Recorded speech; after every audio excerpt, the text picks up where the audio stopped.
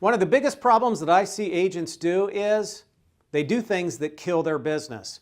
Here's my Facebook profile, and it's all professional. Politics and religion will kill your business if you mix the two. We're going to talk about that on this video.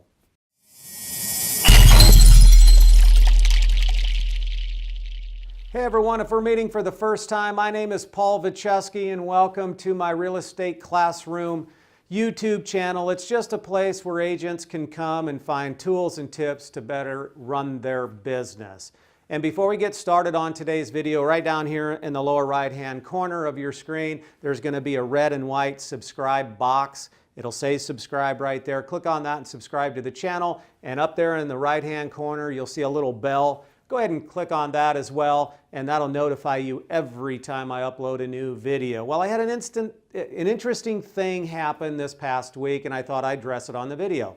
So I had a real estate professional call me and was upset because their seller wanted to cancel a listing. And the reason they wanted to cancel the listing is because the agent had posted something on their Facebook profile that the seller found very offensive.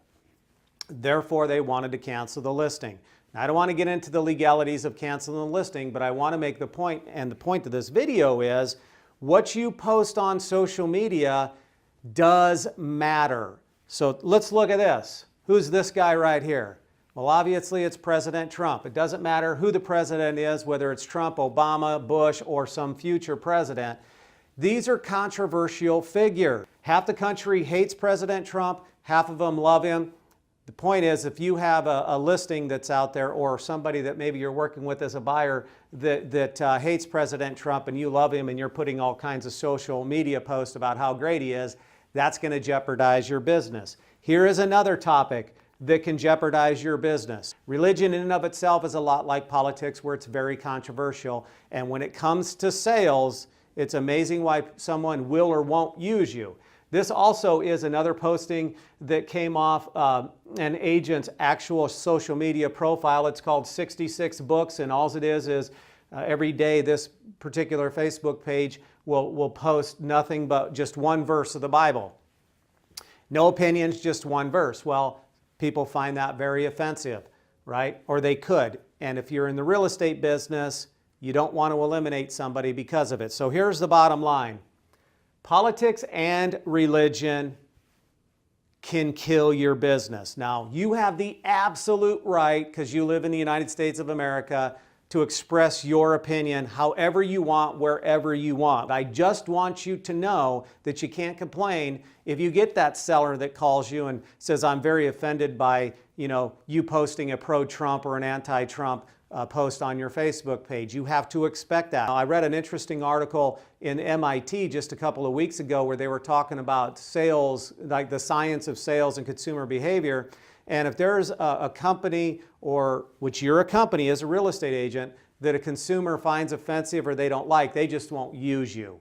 And so you won't even get to the starting table with them. They're just not going to call or drop you an email. Another interesting thing you have to be aware of.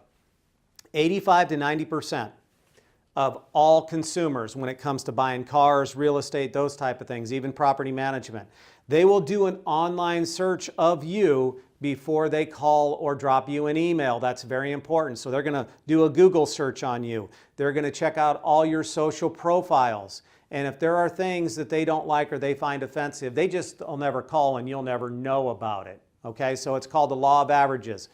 We don't want to post things that can be offensive to somebody. The solution is very simple. Know what social media platform you are on, and if there is a way to create a private profile and a public profile, I highly suggest you do both. I have both on Facebook.